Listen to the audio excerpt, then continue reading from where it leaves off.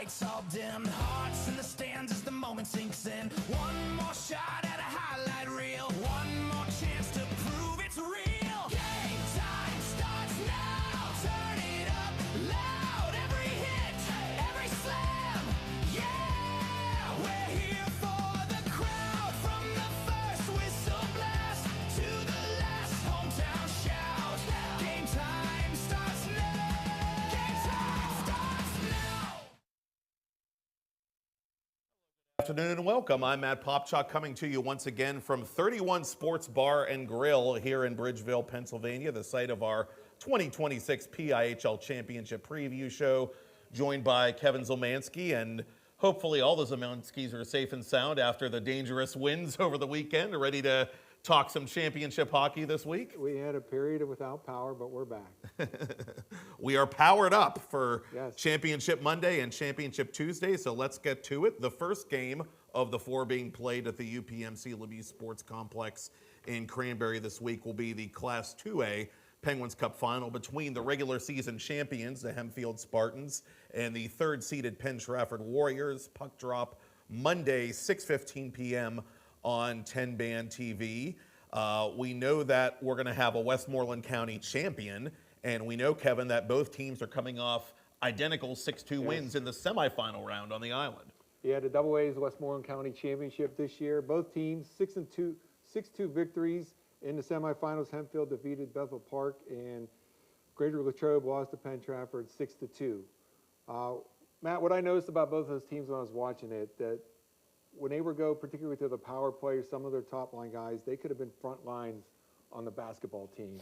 A lot of size on both of these teams. I think pretty evenly matched coming into this one. So it's going to be interesting to see what happens tomorrow night. Hempfield obviously had a terrific season, finished first in 2A, but Penn Trafford was a 3 seed. Only had to beat Latrobe as a 7 seed because they upset Armstrong, which was probably our biggest upset so far in the Penguin Cup playoffs. So Latrobe, with their history in the Penguin Cup, just was able to pull that one off. But it was just neither was a match. Bethel Park or Latrobe was really a match for either of those two winners in 2A. So hopefully we're going to have a good one tomorrow. It was really hard for me to get a feel for this game, like which way it's going to shake out one way or the other, because just because they won so convincingly in the semifinal round. For Hempfield, you had Nick Krupe and Nino DiPietro, a recent player of the month, both having big games for Hempfield. J.J. Williams, a very talented defenseman, had 3 assists.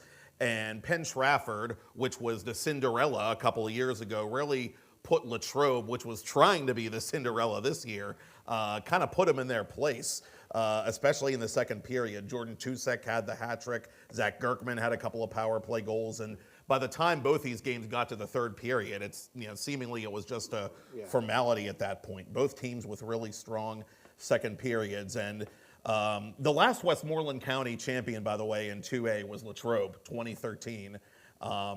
There have been recent Westmoreland champions, Norwin and Kiski in 1A, but this will be the first one in 2A in a while. And it's an interesting matchup because Hempfield for so many years was one of the also-rans in the playoffs. They're not clearly anymore. They're the favorite, at least on paper, in this game. And revisionist history says that the Cinderella run that Penn Trafford went on in 2024, where they went to the final but came up short, things are different for them now. Now people expect Penn Trafford to thrive and to succeed in the playoffs. So again, it's a very even matchup between these two. Well, two very large schools that took some time to kind of get their footing with their hockey program. Hempfield spent a lot of time in what we call the co-op, now D2, was the open, kind of getting their footing and getting, I guess, the right people in charge in terms of from the presidents, the boards, the coaches to get on the same page. But looking at the rosters when we were watching the game to get ready for this, I mean, you could just see it right here, the number of players versus what Bethel has. It's just their program has hit its stride in 2A, and like you said, it was a dominant victory, 6-2. And on the playoff run here so far, you mentioned a couple guys. It's DiPietro with 2 goals. He has 4 points in the playoffs. Krupe has 2 goals, assists in the playoffs. J.J. Williams, he's added 4 assists in the playoffs. And Evan Saltzgiver has a 2.00 goals against average and a 92 save percentage. So those guys have been leading the way statistically for the Spartans in the first 2 games in this Penguin Cup playoff run. And I'm glad you mentioned Saltzgiver, because to me this is almost a question of which of these teams can best avoid getting goalied, if you will. Saltzgiver is an all-star for Hempfield, .909 save percentage during the regular season, .920 save percentage in the playoffs. Tyler Funk, who was the freshman hero a couple years ago for Penn Trafford, he's a junior now. He's also an all-star this year. He, too, had a .909 save percentage during the regular season, .933 in the playoffs. So as good as both goalies have been, they found a whole other level to get their teams to where they are right now. Yeah, the Warriors have tallied a little more offensively, totaling 32 points, 12 goals, 12 assists on the team, compared to Hempfield's 10 and 9. But still, it's really hard to kind of slice and dice this one to where you would find an advantage either way. For the Warriors, as you mentioned, Tusik had the hat trick, scoring 3 consecutive goals in the semis. He had the 3rd, 4th, and 5th goal for the Warriors. Brock Bieneman leads for the Warriors in the playoff points. He has 2 goals and 6 assists. Ben Zersky has 1 goal with 6 assists, 7 points. He's really a key for them coming from the blue line. He's very mobile and big with the puck, able to activate, get up into the play, and I think that's something that really helps their attack. Sean Goodman has 3 goals and 2 assists, and Tyler Funk, 2.5 goals per game, 93.3 save percentage. So very evenly matched in goal also. So, I mean, you and I called a game last year that went into multiple overtimes. I mean, we're not looking to throw this one off schedule, but, I mean, if this one ends in overtime, I don't think anyone would be surprised. No, I certainly wouldn't. And again, you'd like to think that Penn Trafford is in a position to maybe finish what they started by making it to the championship game in 2A a couple of years ago. But Hempfield has all that scoring depth you mentioned. So it's really a matter of, can the Spartans continue to play with the maturity they've shown, being in a team that hasn't been in this position very often. They're the #1 seed, and they've handled that #1 seed with tremendous poise. Penn Trafford has Zierski and Bieneman and Funk, all these guys who were there as key players in the surprising 2024 run. I think whatever happens, we're looking at a very tight game. And again, one in which both goaltenders are going to have to continue to shine as they have been in order to get the win for their respective clubs. Well, I think you hit on an important point there, the experience factor. Hempfield not being in this position. You get to Lemieux Center, it's different, right? There's one of the biggest crowds they're going to see. The atmosphere in the building is always electric. The sound kind of bounces around. And you don't know how a team, even though they're the 1 seed, has not experienced that yet, handles it. Sometimes that means slow starts. The Warriors don't have everybody that was in the atmosphere in the past, but they're going to have a few experienced players, how they can relay the experience, how they can come out early and try to catch the Spartans while they're getting their bearings. I think that's always critical when you size up the 2 teams. The experience factor in the championship game and the championship game medal is a big part of this. And goalies that have big game experience and coaches that have big game experience. I mean, speaking from experience myself, you get on the bench in those games, you do have the nerves for a bit if you haven't been there. You're hopeful that you can just get into the flow of the game and you're watching what's happening and changing lines. But sometimes coaches can feel the pressure of the moment in terms of making a poor decision. And that's all part of managing this in the championship game. Something's got to give. A team from Westmoreland County is going to win a Penguins Cup, inevitably, on Monday night. And a team from Class 2A is going to win a Penguins Cup in the PIHL era for the first time ever on Monday night, Will it be the Hempfield Spartans? Will it be the Penn Trafford Warriors? We shall see. Again, Monday, 6:15 on 10-Band TV. Top-seeded Hempfield, the regular season champ. Third-seeded Penn Trafford, the Warriors, trying to win it after making it there in 2024. When we return, we'll break down the Division II final between Ringgold and Burrell, and we'll be joined by some reps from the Ringgold Rams here on the PIHL Championship Preview Show on 10-Band TV from 31 Sports Bar and Grill in Bridgeville. Bright lights, clock ticks, it's time. Hey, hey. Skates on the ice and the lights all dim. Hearts in the stands as the moment sinks in. One more shot at a highlight reel. One more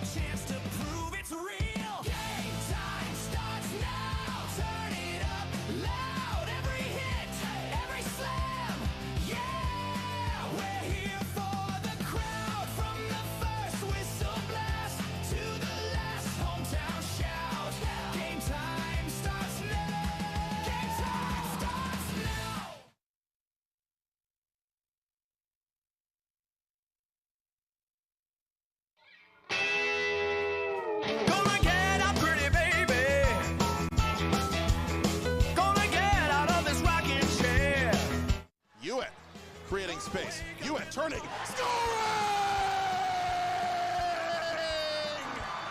Marshall Hewitt has won the Penguins Cup championship for the Seneca Valley Raiders with 12:29 to play in triple overtime, and don't ever play Lady of Spain again.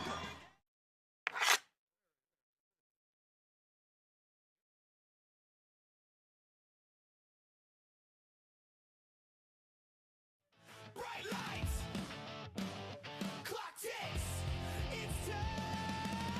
Hey, hey.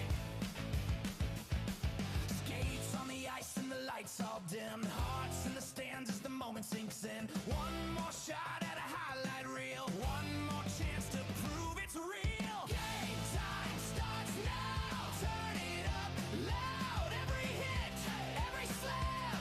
Yeah, we're here for the crowd. From the first whistle blast to the last hometown shout. Game time starts now. Game time starts now. And we are back here at 31 Sports Grill in Bridgeville for the continuation of our 2026 PIHL Championship Preview Show with Kevin Zielmanski. I'm Matt Popchock, and in recent years in the Pennsylvania Interscholastic Hockey League, it's become more and more in vogue for former players to come back to the league, to the coaching ranks. Some have been lucky enough to coach at their alma mater. Some have coached other programs in the area where they grew up. We're joined by one of those folks, Brady Parkinson. He, a Thomas Jefferson alumnus, now head coach of your Division II finalist, Ringgold Rams. Coach, thank you for joining us. Thank you for having me. I appreciate being here. Thank you. And you have the chance now to become one of the youngest championship-winning coaches in league history. If the Rams are good enough to prevail over the Burrell Buccaneers, it'll be Ringgold, the 3 seed, against Burrell, the 5 seed, Monday night at 8:45 for the Division II championship at the UPMC Lemieux Sports Complex in Cranberry. Both those teams coming off dramatic semifinal victories. What impressed you the most about your team, the way they played in that round? I mean, honestly, it's been the same for the first 2 games. We went down 1 goal each game, and it's just been the attitude in battle, the wherewithal to just not give up, not go into the night, really. Basically, every time they were knocked down, they got right back up. So that's the motto of this team. They've been knocked down this year, and they've gotten right back up. So that's the same motto moving into this championship game that we're going to try to follow there. You've seen Burrow, I believe, at least once during the regular season. Twice, that's correct. What makes them a tough finalist? What do you take away from watching them play a couple of times this season? Yeah, I mean, they are systematically as good of a hockey team as you're going to face. They don't break down a lot in their D zone. Their neutral zone is very well thought out. It's a program that's ran in a really good way systematically. And a testament to that for both programs is through 2 games and 102 minutes of hockey. I think we're at 6-6 and 5-on-5 hockey. So it should be as tight of a match as you can get in a final there. Kevin? So how much do you plan on preparing specifically for this opponent, and how much do you worry about overloading your players with too much?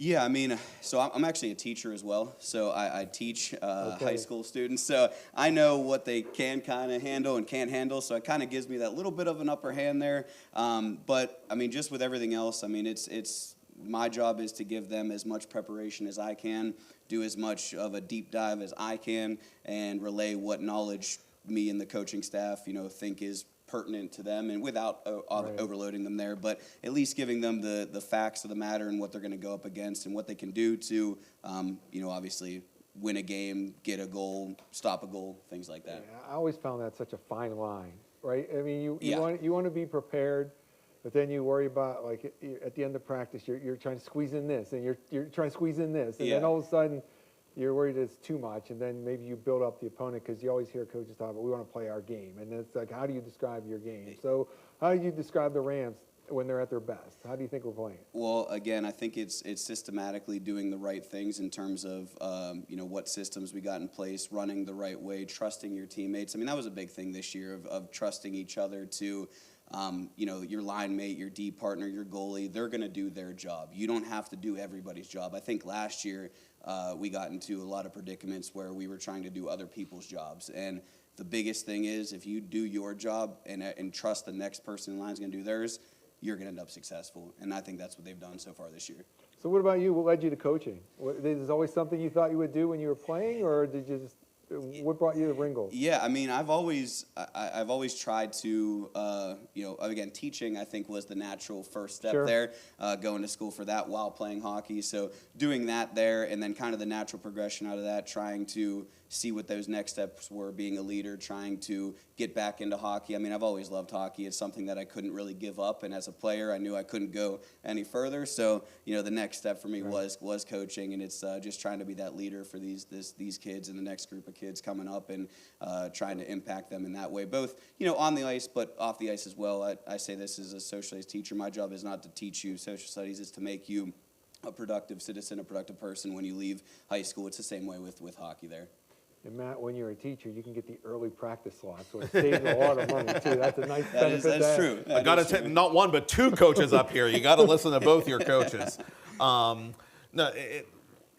I think program stability matters as well. And Ringgold has won 3 championships at the D2 level. Neshannock is the only other team that's won that many, and you tied them for the division lead basically this season. Ringgold's trying to become the first D2 team to win 4 championships at that level all time. Now that you've had a year to sort of digest how that program operates, why do you think they're stable, and why do you think you guys are able to win consistently? Yeah, I mean, I think it boils back, and I know I'm kind of going back to the same point here, but it goes back to that trust that they have in each other. I think that's built from, 3 years ago I was the JV coach here, and then learning from person in front of me, Rick, there, and then kind of moving ahead and taking over as varsity coach, having a little bit of a rough year last year in terms of trust and building that culture and stability. But I think this year I thought the kids knew what they were going to get from myself and the coaching staff. I think they kind of understood what this was going to look like this year and how to play according to what we want, and they did it and have executed it perfectly to get to this point. Now it's one more game to get there. And it used to be, just because I've been around the league a while, that open class hockey or Division II hockey we used to associate with fire wagon hockey, a lot of back and forth, a lot of high scoring games.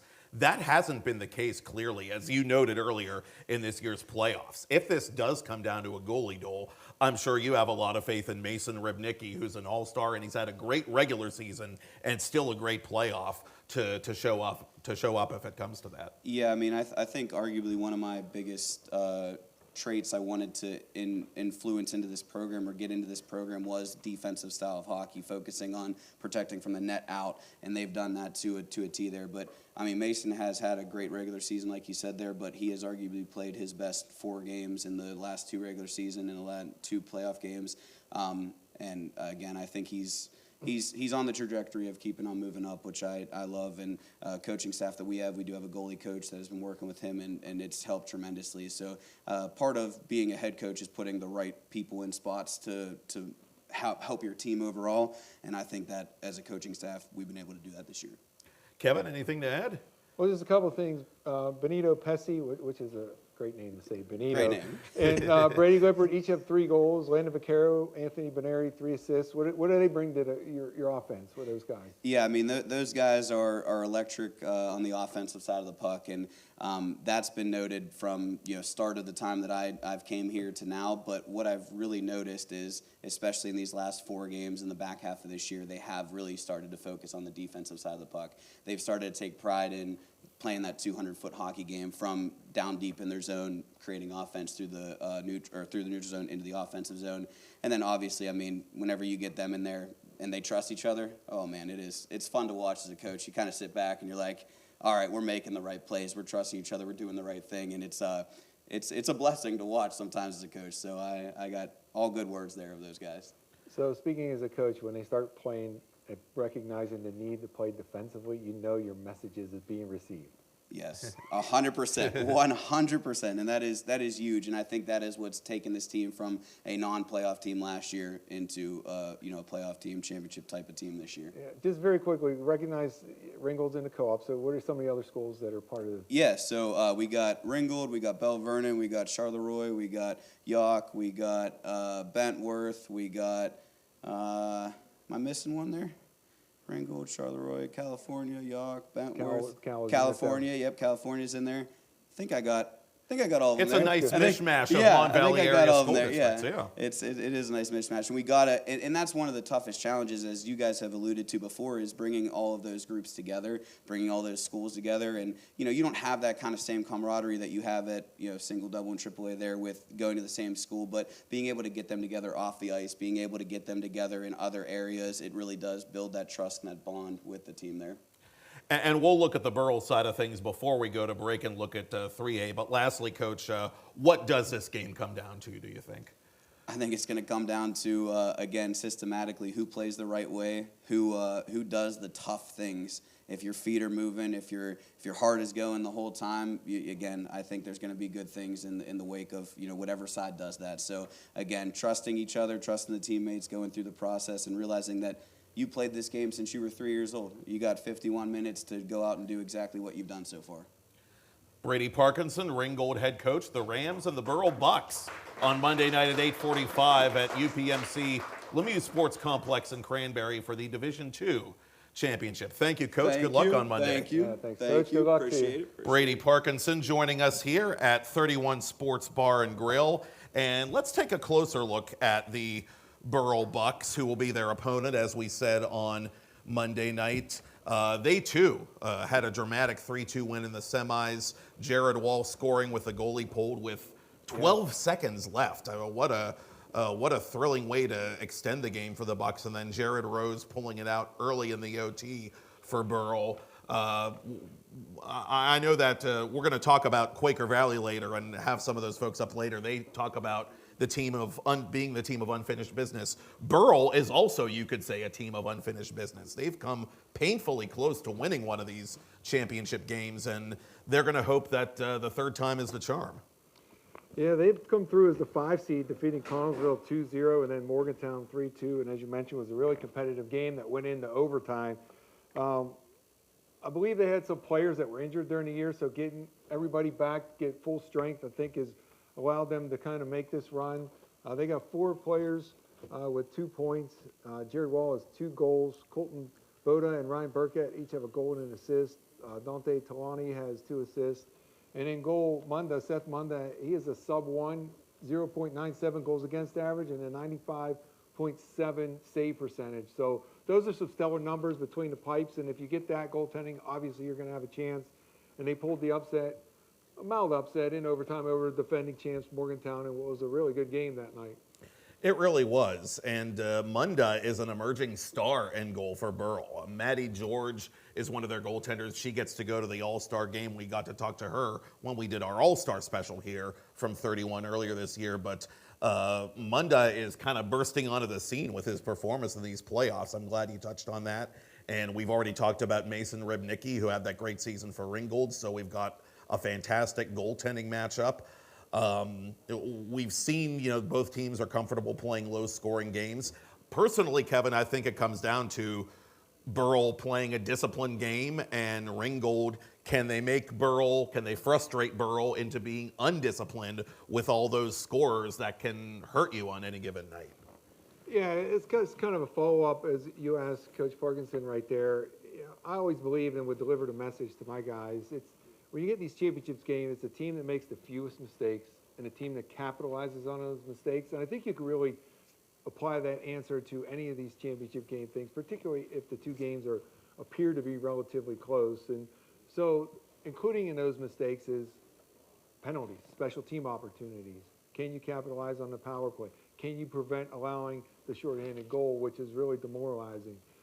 And can you get the breaks? I mean, we didn't ask him about it, but Ringgold had a bit of a heart palpable moment there at the end when the Shannock got one in the net and it was rolled correctly as a high stick. I mean, that all comes into play in some of these games. So, as you mentioned, Burrell's been there quite a bit, as is Ringgold. So, it should be a good game. It's going to be a very good game. And again, Ringgold is a team that has been there. Burrell has also been there, but just can't seem to win that last game. They were so close in 24 against Neshannock last year. They ran into Morgantown this year. They've got another very, very tough matchup in the Rams. Again, we'll see if the third time is the charm. It's Ringgold, the 3 seed, Burrell, the 5 seed, Monday night at 8:45 for the Division II championship of 2026 on 10-Band TV. I said we would hear from the Quaker Valley Quakers. I did not lie. But first, after the break, we're going to hear from the Penguins Cup finalist Peters Township Indians as we preview the Class 3A game, which will be the first game on Tuesday at the Lemieux Complex. With Kevin Zielmanski, I'm Matt Popchock, and you're watching the PIHL Championship Preview Show on 10 Band TV live from 31 Sports Bar and Grill in Bridgeville.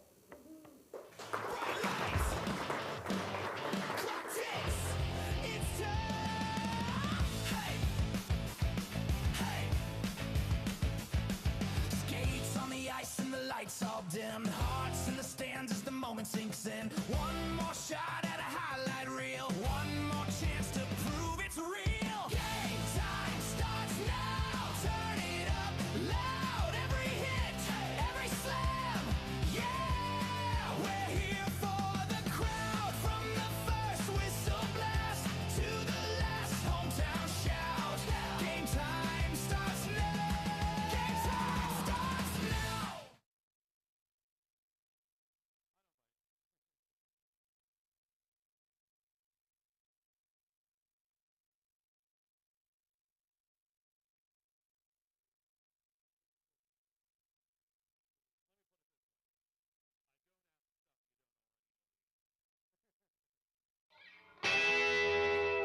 Gonna get out, pretty baby. Gonna get out of this rocking chair. Pass Cunningham. Here comes Cunningham between the defenders. Cunningham. Score! Ethan Cunningham! Hat trick! Game-winning goal! The Ramblers win the 2025 2A Penguins Cup! And Ethan Cunningham is a local hero!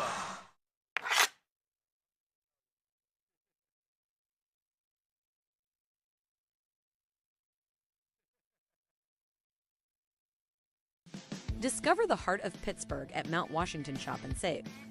At Mount Washington Shop and Save, we're more than just a grocery store. We're your neighborhood destination. From the freshest local produce to gourmet delights, we've got it all under one roof.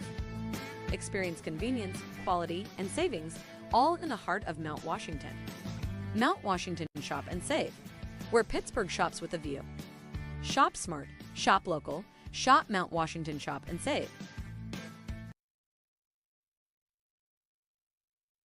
Play It Again Sports in Greensburg is your locally owned and operated sporting goods store. We set ourselves apart by offering a wide variety of both new and used equipment at competitive prices, located in the Greengate East Plaza below Walmart. Play It Again Sports' knowledgeable staff will help you and your family prepare for every athletic season. Whether you're looking to buy, sell, or trade, we are here as your one-stop shop. At Play It Again Sports in Greensburg, everybody plays. Play It Again Sports in Greensburg is your locally owned and operated sporting goods store. We set ourselves apart by offering a wide variety of both new and used equipment at competitive prices, located in the Greengate East Plaza below Walmart. Play It Again Sports' knowledgeable staff will help you and your family prepare for every athletic season. Whether you're looking to buy, sell, or trade, we are here as your one-stop shop. At Play It Again Sports in Greensburg, everybody plays. Discover the heart of Pittsburgh at Mount Washington Shop and Save. At Mount Washington Shop and Save, we're more than just a grocery store. We're your neighborhood destination. From the freshest local produce to gourmet delights, we've got it all under one roof. Experience convenience, quality, and savings all in the heart of Mount Washington. Mount Washington Shop and Save, where Pittsburgh shops with a view. Shop smart, shop local, shop Mount Washington Shop and Save. Bright lights, clock ticks, it's time. Hey, hey.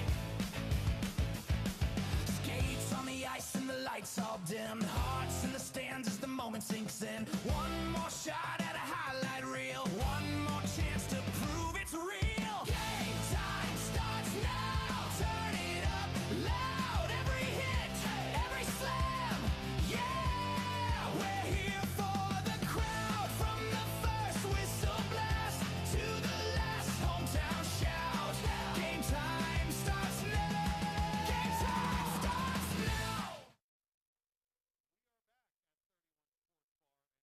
in Bridgeville for the PIHL Championship Preview Show with Kevin Zielmanski.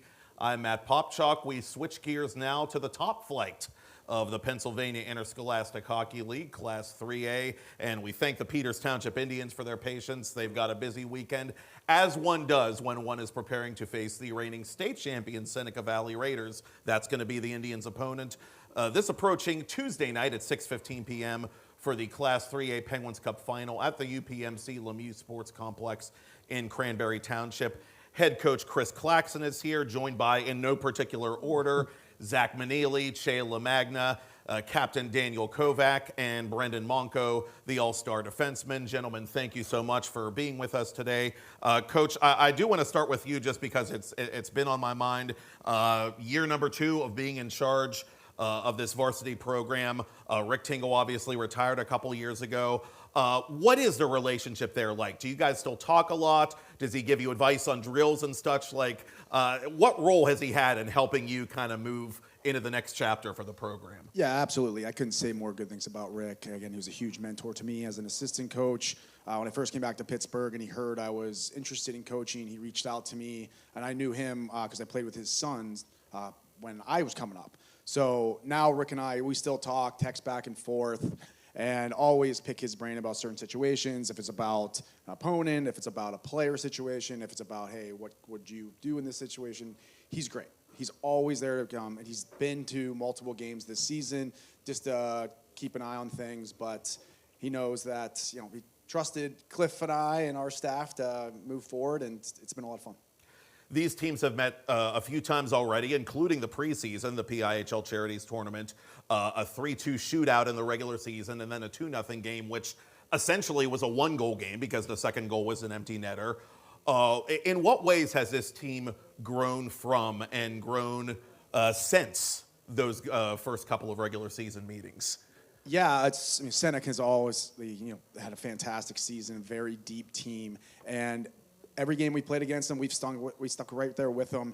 And since then, I feel like we've really formed an identity. We realize what is successful for us, what we need to do, the type of play we need to go to, how disciplined, resonating a lot of things that I heard from Ringgold about being disciplined and having that type of mentality, not just freewheeling, playing defensive hockey, because these kind of guys that you're going to play against here on Tuesday, if you let them wheel, they're going to make you look bad. So. And we'll turn this to the players, and the players are welcome to field this in any order they want to. We'll just go down to each of them. What have you guys enjoyed the most about being a part of this year's team thus far? Well, coming from the Pensley organization, I love the crowd. When we played against Mac, it was a lifetime experience, and then even against South Fayette, it was a great experience. Yeah, I just love hanging out with this team, and we got a great bond, and I think that's the reason that we've gone this far. So we're excited for the game. Yeah, I think it just comes down to the close-knit team. We're close with, everybody has a role in the locker room. Freshman, sophomore, junior, senior, anybody can say, they have a role, they can voice their opinion in the locker room. And like Coach was saying, we stick to that identity that we play with, and we really form that more in the playoffs here so we can see if we can keep that going on Tuesday. Yeah, just building off what Dan said, when we stick to our identity, we're really dangerous, and we could be the best team out there. But, yeah, we're a really special group. It's been a really fun year, but we got to get the job done on Tuesday night. And Dan, you mentioned the word identity. I'm glad you did. What do you feel is the identity of this team, guys? Is this a defensive team that thrives upon goaltending? You guys can put the puck in the net too. You've scored your share of goals this year. How would you describe the identity of this team? I think it's kind of a case of, they say good defense turns into good offense. So I think we're strong on the back end, but we have defensemen that are very offensively minded when they need to be. And then when we get the puck in their zone, we forecheck hard, we play physical, and we try to get pucks to the net, which I think is a big role of why we're here. I want to ask the guys the hair. How far in advance do we have to plan this? Who's the ringleader? Do we make a salon appointment, or is this in the locker room and it's a mess? How does this go down? Well, it's been a tradition in the organization for, we were talking just before this. Right. We don't know when it started, but it's kind of, you got to do it when we make the playoffs. So we booked a salon appointment at Gino Levy, and we all did it one night. They're kind of sitting there waiting for it, Matt. The Peters must be in the playoffs. I remember yeah. some of those earlier Penguins Cup finals from the 2010s when Rick was there, when they had the bleached hair. It is a tradition of that much. I am certain. The Thomas Jefferson game. Much has been said about it. I guess all I really have to say is, from a Peters Township point of view, how are you guys able to pull it out? So really, that getting in between the second and third period, the camaraderie. When we came in the locker room as a coaching staff, like, how are we going to get these guys going? When we walked around and we looked at guys in the eyes, they wanted it. They knew they were not giving up. They were not done. And they knew that this group, as Danny said, is a special group.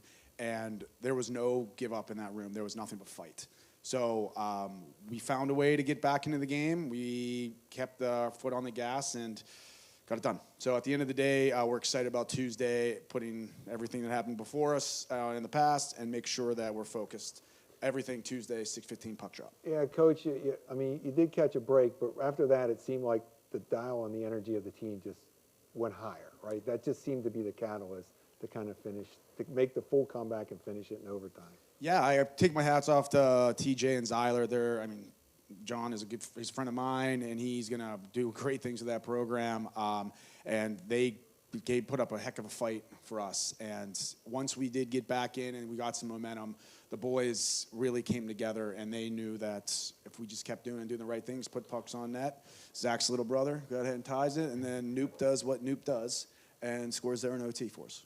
He tied it with a good stick to knock down that clearing pass. I mean, he knocked it down, skated laterally, and caught the goalie leaning back. So let's look ahead.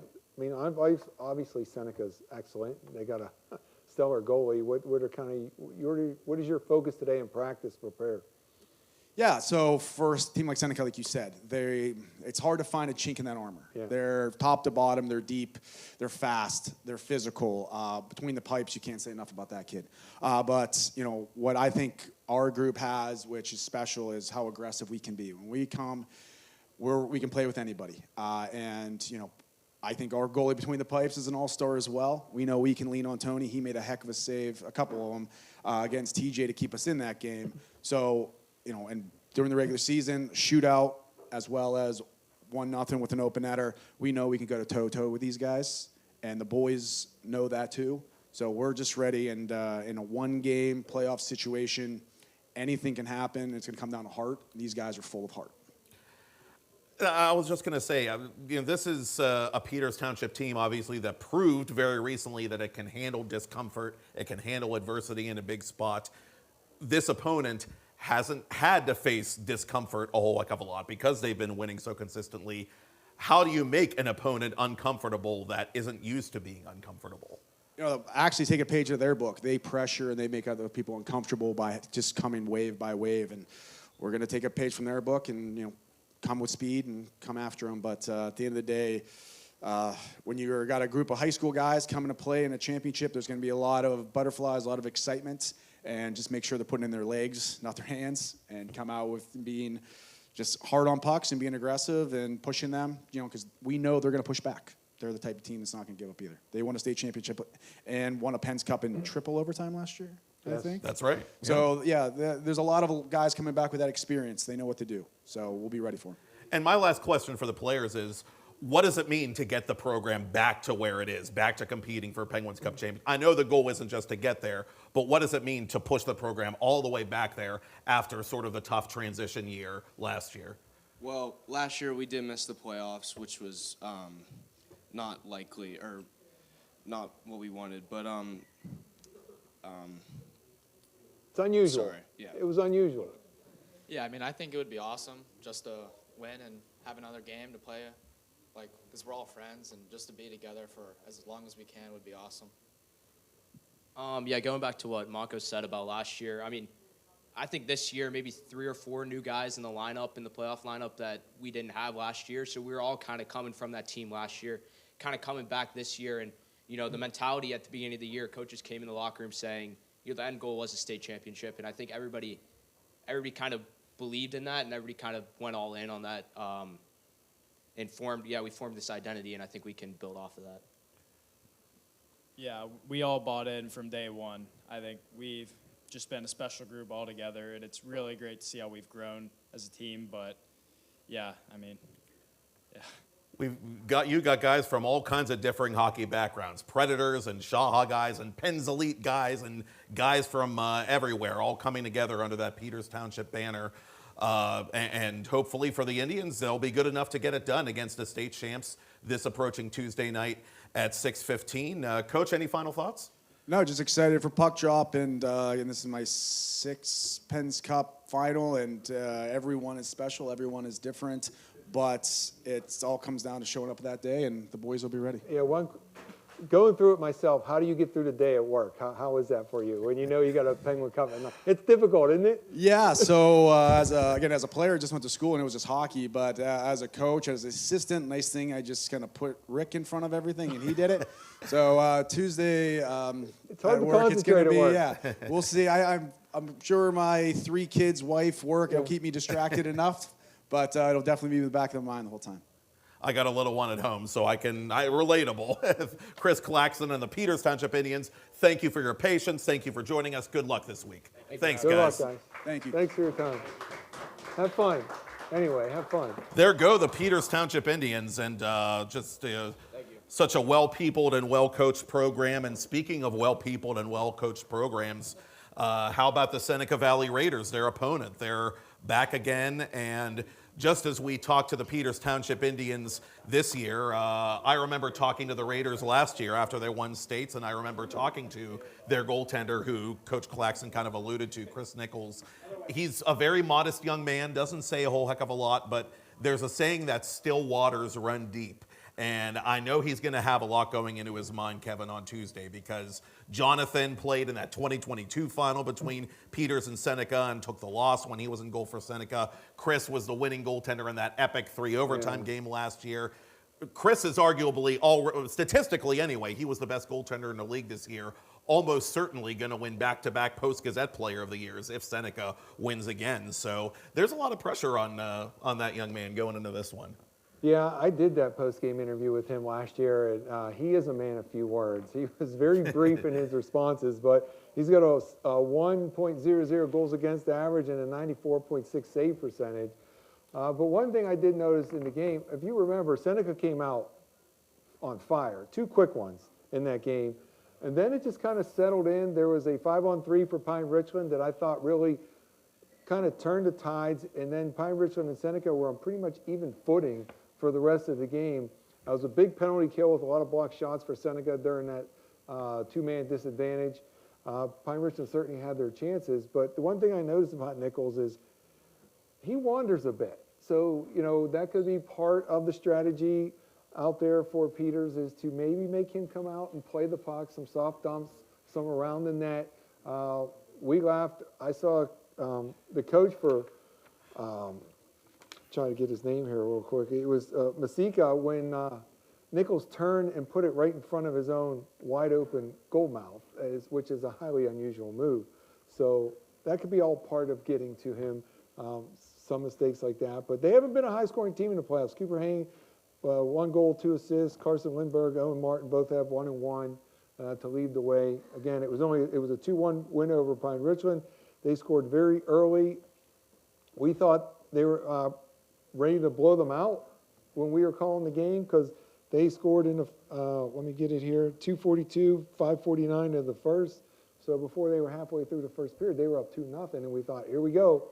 But credit to the Rams, they kind of settled things down, and they got one in the second, just no scoring in the third. So yes, the Raiders got a lot of big game experience, winning the Penguin Cup, basically playing 2 games last year in triple overtime, and then beating the traditional power from East and Explorers from LaSalle. So a lot of big game experience for the Raiders. Absolutely, and they're a team that has a lot of top forwards. You mentioned Morin, Cooper Hayne. Jake Gilbert had the game-winning goal. Peters Township obviously has Che LaMagna, who you just saw having a great season. Jake Lawati has had a great season up front. Anthony Herman, the former Baldwin product, has been a great goaltender in his own right for Peters Township. So a lot of similarities, looking at the matchups kind of between the two teams. And frankly, I'm suspecting this game comes down to which team can play the stronger third period. These teams match up very well with one another, and they were 2 very strong statistically third period teams up to this point in the season. 64 total third period goals between the two of them during the regular season. Seneca Valley has that stifling defense. Peters Township showed mettle coming back to win the game against TJ. But this literally could come down to the wire, I think, this 3A game. Yeah, looking at the playoff stats, the goals scored on the Raiders have been in the second period, so they haven't allowed a first or third period goal.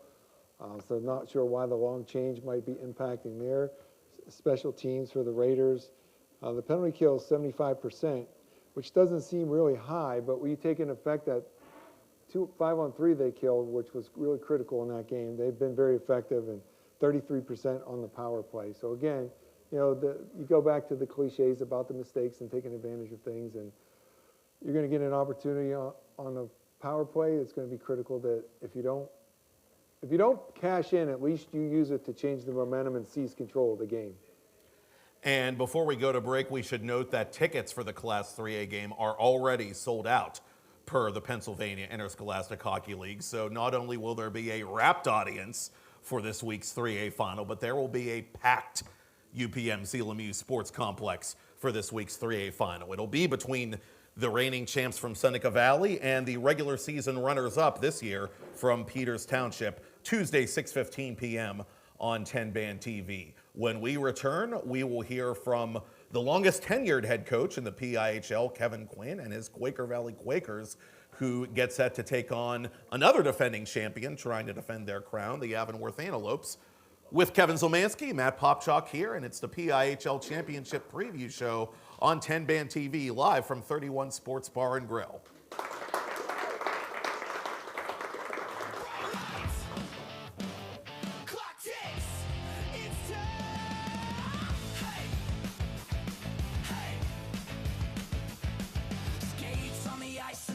All dim, hearts in the stands as the moment sinks in. One more shot at a highlight reel. One more chance to prove it's real. Game time starts now. Turn it up loud. Every hit, every slam. Yeah, we're here for the crowd. From the first whistle blast to the last hometown shout. Game time starts now. Game time starts now. Discover the heart of Pittsburgh at Mount Washington Shop and Save. At Mount Washington Shop and Save, we're more than just a grocery store. We're your neighborhood destination. From the freshest local produce to gourmet delights, we've got it all under one roof. Experience convenience, quality, and savings, all in the heart of Mount Washington. Mount Washington Shop and Save, where Pittsburgh shops with a view. Shop smart, shop local, shop Mount Washington Shop and Save. Play It Again Sports in Greensburg is your locally owned and operated sporting goods store. We set ourselves apart by offering a wide variety of both new and used equipment at competitive prices. Located in the Greengate East Plaza, below Walmart, Play It Again Sports' knowledgeable staff will help you and your family prepare for every athletic season. Whether you're looking to buy, sell, or trade, we are here as your one-stop shop. At Play It Again Sports in Greensburg, everybody plays.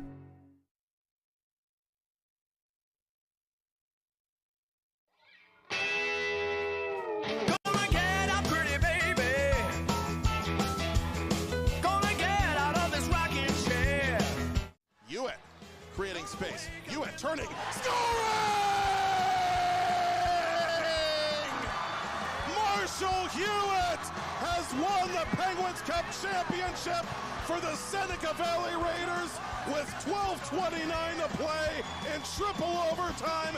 And don't ever play Lady of Spain again. Bright lights. Clock ticks. It's time.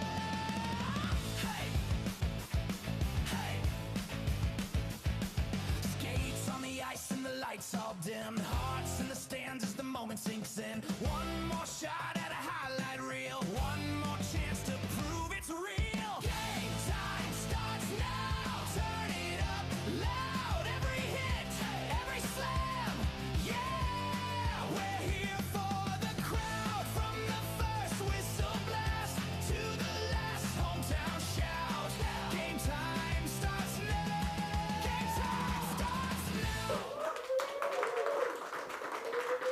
Welcome back to 31 Sports Bar and Grill in Bridgeville. Matt Popchock here for the PIHL Championship Preview Show. We shift gears to PIHL Class A. It'll be the Quaker Valley Quakers against defending champion Avonworth. The Antelopes back at the UPMC Lemieux Sports Complex in Cranberry for the second year in a row. The game will be the last of the Penguins Cup playoff final games, to be played this week, Tuesday, 8:45 p.m. right here on 10-Band TV. I am joined by a pair of Kevins now. Kevin Zielmanski, my broadcast partner, Kevin Quinn, in year 28, I believe, as head varsity coach of the Quaker Valley Quakers. And Coach, I feel like last week I hopped in the DeLorean and went back to the future, seeing Quaker Valley and Mars play in a high-stakes playoff game. What impressed you the most about your team in last week's victory? I think we were pretty resilient coming back after that. They got the first quick goal on us, and a lot of teams get stressed in those situations. But we scored quickly to tie it right after that and got back into our game. And but it was definitely I had to literally talk to the team about the history of Quaker Valley Mars. I think was our 52nd game against them, and a lot of really big games over the years. So. Because they're not in our division, so right. Both the teams we played, we didn't play this year. Actually, all three of them, we didn't play this year. So it's a unique system and format, but it was real fun to get back into those kind of games. Does that format make it more challenging from a preparation standpoint as a coach, or is it just business as usual? Well, we our first concern always is us. We prepare our group to play the way we want to play. And then, do our preparations and scouting. Thankfully, there is lots of 10-band TV and lots of live. We're happy to help. And there's plenty of video out there, and everybody. I was telling the boys over at the table there that, back in the day, you didn't have all this. You'd have to go do your own scouting. I'd have to drive to Johnstown to look at a team, or I'd have to drive somewhere to watch a team. And so it's a different era. And being old, you've lived through all of it. Yes. I remember those days of having to drive in person and taking notes. We do live hockey. We save people gas money. That's how we roll here at the company. And Kevin is joined by Jace Vassbinder and Luke Kohler. Jace has had a great season offensively. Luke has been a fine defenseman and a great playmaker in his own right as well. One of the top assist men in Class A during the regular campaign. Boys, let me ask you, what do you like the most about being a part of this particular Quaker Valley team? I think we just have a really good team and a great bond. We're always hanging out with each other, and I think that leads to a lot of communication. And I also feel like these losses really made us grow as a team and really help us drive to win this year, and it's really helped us grow closer together. You say you hang out together. What do you guys like to do if it's away from the rink? We play a lot of poker together. Oh, high stakes? Not too bad. No. I remember a year at Team Pittsburgh. They would do this, and the high stakes were Little Caesar socks. They were in the pot, and it was a valuable commodity. So that was kind of what I was thinking when you said that. When I was in college, Easy Mac was currency, basically. Yes. It gives you an idea of where we came from. The Quakers, by my count, in the postseason, have allowed one goal 5-on-5. One. And that was the first goal of the last game. That's some pretty stout defending. How are you guys able to pull that off? I feel like we work well together, and our goalie's been playing. He's really turned it on, and he's been solid all season. So I feel like that's really helped us to keep the puck out of the net. Yeah, I agree with Luke. I mean, our goaltending's been fabulous for playoffs and even the whole season.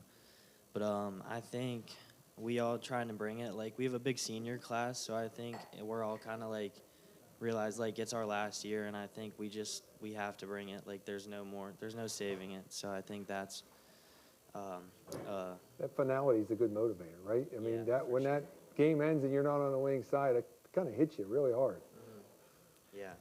Absolutely. And Coach, I know that you can coach till you're blue in the face, but the guys have to have the buy-in, and they seem to buy into this idea of unfinished business from the last couple of postseason toe stubs, and judging by the way they're playing in this postseason.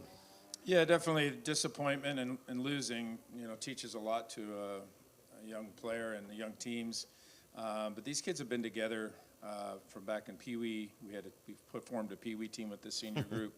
Then we played in the Tier 1 division in middle school together to get to this point. And, we wanted to win more than we have as a senior group. So this is an opportunity, and when it's not easy. It's definitely not easy to get there, and it's definitely not going to be easy in this game. Tell me a little bit about your goaltending.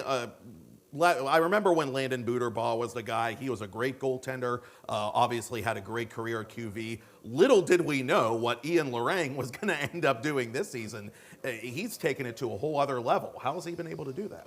Well, he plays at a high level, amateur-wise, with the Stars, and he's always pushed himself. He trains hard. And he just had, unfortunately, he was in a program that had a goalie ahead of him, and that's just, you can only play one.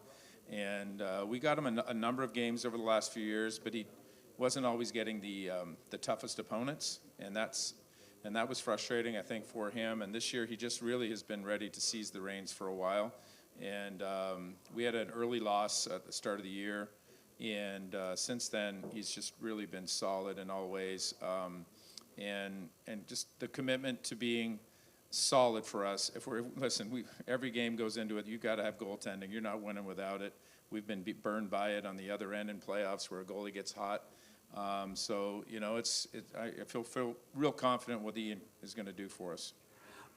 Just in a broader sense, what keeps you coming back to Quaker Valley, continuing to coach all these years? Again, you've been around. You said you've been around a long time. What gives you the motivation to continue doing it?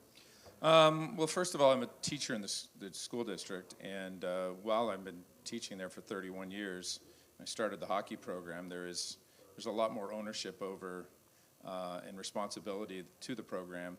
Even after I do step down, there won't be walking away for good. To make sure that it keeps going the way it's been going, but it takes a lot of work. I love the community, I love the kids, and I love the school. So it's a unique situation that a coach has been there that long, maybe, but I've certainly enjoyed all 29 years, but 28 years at varsity.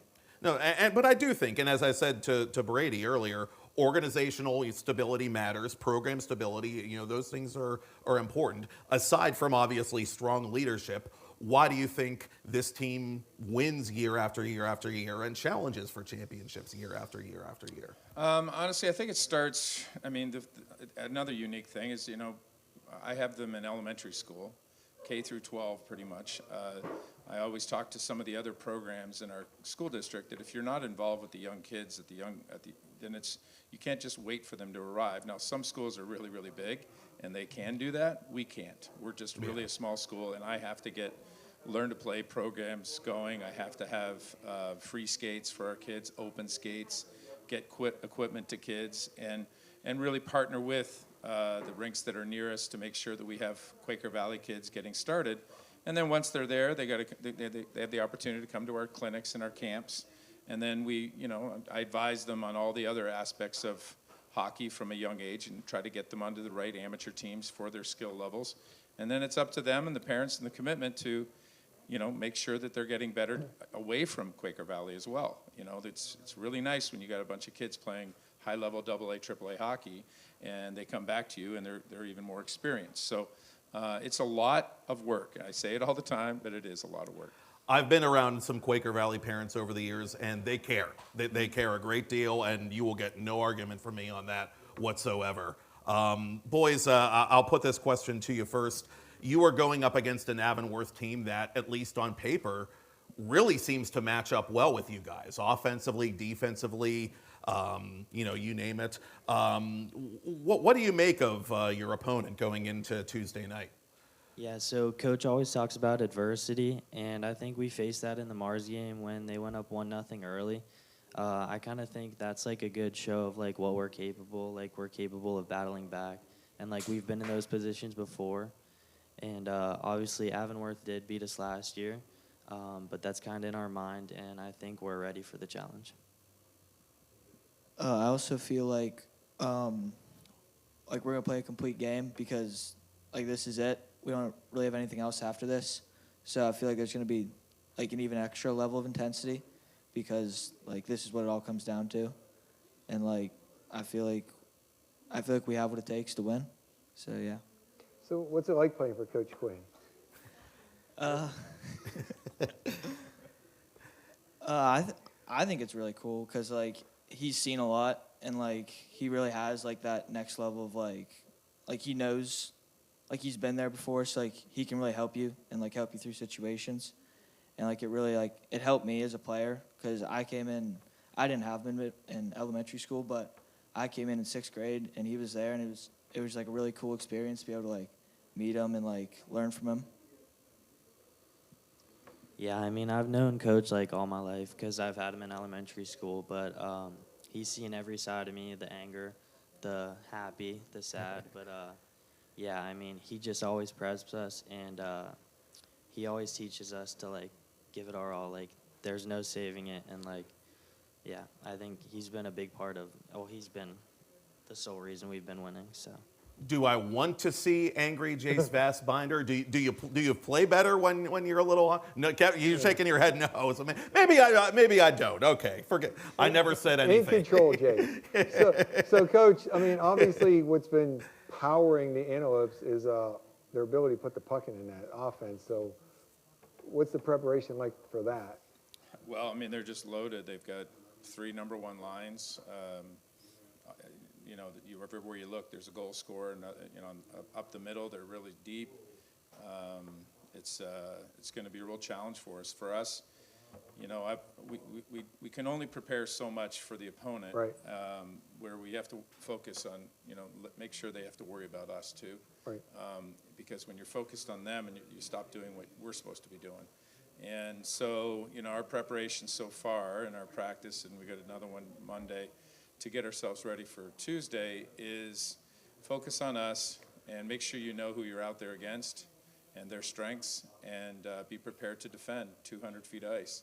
Because if you're not, they score goals. We lost 6-5 to them in the quarters last year. We got off to a really slow start. It was 4-0 before we knew what was going on. And we battled back and had a power play late to tie it and just didn't do it. And we had a lot of disappointed people in that locker room, and rightly so. You know, it's no fun making those speeches at the end of a year to your team when you've only, you know, we've won 2 state championships, yes, but that means that 26 other times I've had to have a tough conversation with the kids after the game. So I don't want to have to do that yet, and the kids are really excited about the opportunity. But answer your question again, yeah, Avonworth is legit, really, really dominant group. Who's the home team? I know you guys. We are. Okay. And lastly, for the boys, I know the goal obviously is not just to get there, but with that being said, what does it mean to get back here and to have a chance to play for the championship after the disappointment of last season? Yeah, I mean, it really means everything. Like, this is our final year as most of the seniors, and I really think that's like a big motivator for us. Like, nobody wants to lose, first off, but it being your last year and where we've been right now, I think we've set ourselves up perfectly, and I think we have the talent to finish the job. So. Also, it's really fun to play in front of a crowd, and like, I really like it. I mean, I know it gets on people's nerves, but I feel like it just makes me play better. I feel like it's gonna be fun, and I feel like we're gonna be able to get it done this year. And in this environment, Luke, I'm sorry, Kevin, that's an important skill to have, to be able to play in front of a crowd.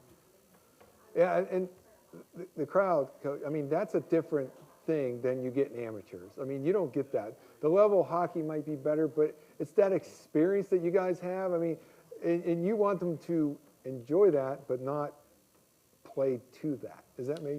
There's no doubt. I mean, I witnessed it a little bit in the game before us. There was some definite nerves on the ice for some of the players that hadn't played in that situation. Yeah. And we were, you know, it was pretty choppy for a little bit for some of those players. And I was trying to make sure our players, you've already been here, you've been in this rink a few times. Robert Morris rink, we've won a lot, but these guys have experienced some difficult losses in playoffs there. So I'm glad they got over that hump by beating Mars there. But the crowd was great, and I think that they're now used to it. We had a big crowd for the Chartiers game as well at home. So it was it's something that, but I see it all the time. These kids are not used to playing in front of crowds, and pressure makes them play slower, chopping wood out there a little bit, and I think they're a seasoned bunch, and it really matters to have that experience that they're going to be ready to go. But Avonworth, again, they've already done this, and they've won at the big stage, so both teams should be an even match in that regard. Good buzz in school about the game? Yeah, that's good. Good to hear. I'm still hoarse from that QV Mars game, from talking over that crowd. So you better believe there was a great crowd for that one. And there's going to be a great crowd on Tuesday night as well, 8:45 p.m. The Quaker Valley Quakers, the Avonworth Antelopes. Again, two very evenly matched teams, as Coach Quinn said. The 1A Penguins Cup Final for 2026. What a contest it's going to be. Coach, Quakers, good luck. Thank you for coming. Thank you. Thanks, Chase. Thanks, Luke. Guys. And there go the Quaker Valley Quakers, the team, again, with unfinished business carrying over from those tough playoff losses. And I'm glad they had mentioned them, because that sort of leads me into what I was going to say about Avonworth. I think Avonworth last year, being in just their third year in the league as a pure program, consisting of players entirely from their own school district, in case some in our audience don't know what we mean when we say pure, in just their 30 years of pure program, they won a championship. Yeah. And they snuck up on some people on the way to winning that first championship. They're not sneaking up on anybody this year. They're the team that everybody, including Quaker Valley, obviously, is trying to knock off. There aren't going to be any surprises, per se, I think, in this game. It's a program that has had a rapid rise. I mean, They were in the D2 for quite a while. They were somewhat reluctant to exit that classification, but when they did, they've instant success. And they have 12 seniors. They have a lot of players that have played together for all these years. And so when you talk about the finality of when you lose a game and kind of getting that last hurrah that Jace and Luke were just talking about, same thing applies with the Antelopes. And they've had more recent success last year. I mean, they kind of surprised everyone, but just their offense, as Coach Quinn was mentioning, they just have so many threats offensively with the puck. The defense you can play great defense with great puck possession in the offensive zone because you're staying away from your goaltender. This year they have a goalie in Hedko that is first year starting. He hasn't had a lot of experience, but he's been very good for the Antelopes. And they really blitzed Cannon Mack in that second period on the stretch where they got those 4 goals.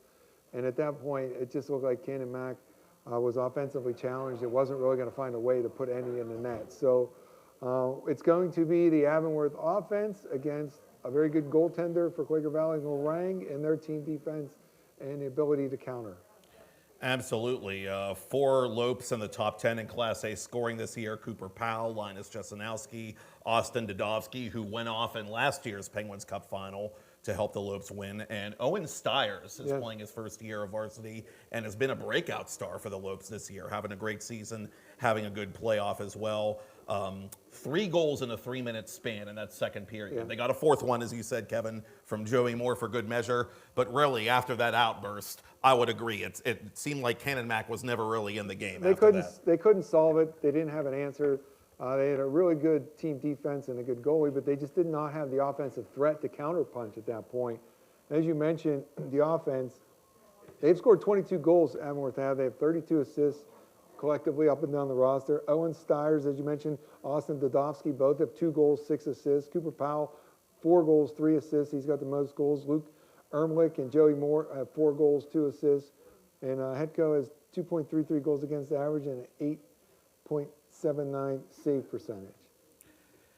And it's not just about talent when you get to this point in the season. It's about matchups. And I think Avonworth thus far has played some teams that they match up really well with. I think Quaker Valley has played some teams that they've been able certainly to create matchup problems for.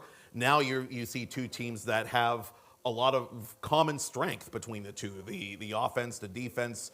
Hetchko has picked up his game, maybe not to the extent statistically that Ian Lorang has, but he's been very good for Avonworth in the playoffs. So maybe this game comes down to, a guy like Stiers for Avonworth, or to use an example from the last game for QV, Jack Watson scores the power play goal on defense that ends up being the game-winning goal. Maybe it comes down to one of the under-the-radar guys when all that skill cancels each other out. That's definitely a part of it. When you have a championship game scenario, opponents will prepare for some of your main threats, but it's that unsung hero that steps forward that makes the difference, that scores the winning goal, something like that, blocks a shot. Something that may not appear on the score sheet can also lead to, it could be as simple as winning a big face-off at a certain point in the game too, whether you're defending from an extra attacker or in the extra attacker situation. All part of the details, is I'm sure Coach Quinn would agree, that are part of championship pedigree. You got to be good on your details. Yeah, and we mentioned the top scores for Avonworth. We haven't even mentioned that QV has the scoring champion from the regular season. Yeah. Shame on me. Matias Lazama with 58 regular season points. He's scored a goal in every playoff round, and every one of those goals has been critical in each playoff round for Quaker Valley. So maybe he shows up in a big spot in these Penguins Cup finals. It wouldn't be outside the realm of possibility. Oh, absolutely be expected. He's going to be leading the way offensively for the Quakers. And again, I mean, it's very simple to say, it's not like we're going to come up here and say one team's going to blow out another team. I mean, all four of these matchups seems just so close and similar that as fans of the PIHL, have been around for a long time, we're just hoping for competitive games. You and I will be on the call for both 3A and 1A on Tuesday, so we're looking for exciting games to be part of. I mean, I don't know about you, when I show up at the Lemieux Center, you could feel like pregame. Like you get kind of jazzed up just to do what we do, and we're not even involved down on the ice. So it's a lot of fun. It is. And before we forget, before we sign off altogether for today, I want to take a quick look at the other side of the state just to see what this week's winners will potentially be looking at as they progress into the 2026 Pennsylvania Cup round. This year it'll be at the Iceline Quad Rinks in Westchester, a venue that has hosted the PA Cup on many occasions, including when Bishop Canavan won it once upon a time. I remember broadcasting that game back in 2011 when the Crusaders hoisted the trophy. And we should note also that the Flyers Cup feed of the Pennsylvania Cup can be seen on 10-band TV. So if you want to watch states for the teams that make it, feel free to hop on to 10band.tv and watch all three games there. In Class A, it will be Avonworth or Quaker Valley against either the Pencrest Lions or the Hershey Trojans. The Trojans won their first ever state title against Chartiers Valley a couple of years ago.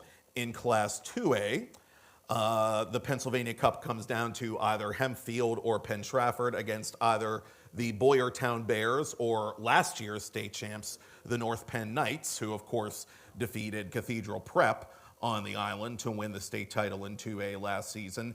And lastly, the 3A Pennsylvania Cup on Saturday, March 21st in Westchester will come down to the Seneca Valley Raiders or the Peters Township Indians against either the legendary LaSalle Explorers or the Holy Ghost Prep Firebirds, the team that the Raiders beat with you and I on the mic last year for the Raiders' first ever state championship. So lots of great hockey on the horizon. Yeah, and get the advantage. It's nice if, for speaking as someone that I know for the out east, they would watch the video feeds of the Penguin Cup for years, and now the teams that win in the West are going to have an opportunity to find a way to check out the East on their YouTube feed through 10 Band's interface and get a little advanced scouting, so it kind of levels the field a bit. Kevin, I look forward to being reunited, and yes, it will feel so good when we are back on the air this week for Penguins Cup and Division II Championship Hockey. Thanks to everybody who joined us. Thanks to Ken Reggett and his staff for their incredible patience and cooperation and hospitality. Thank you, Kennedy Kazarowski. Thank you, Todd Kazarowski. Thank you, Michael Lyman and the Four Seasons. And thank you for watching and listening. For Kevin Zielmanski, I am Matt Popchock, and that's all she wrote from Bridgeville. Again, we will see you at the UPMC Lemieux Sports Complex beginning Monday at 6:15 for the 2026 Penguins Cup Championship Series and the Division II Final, all on 10-Band TV.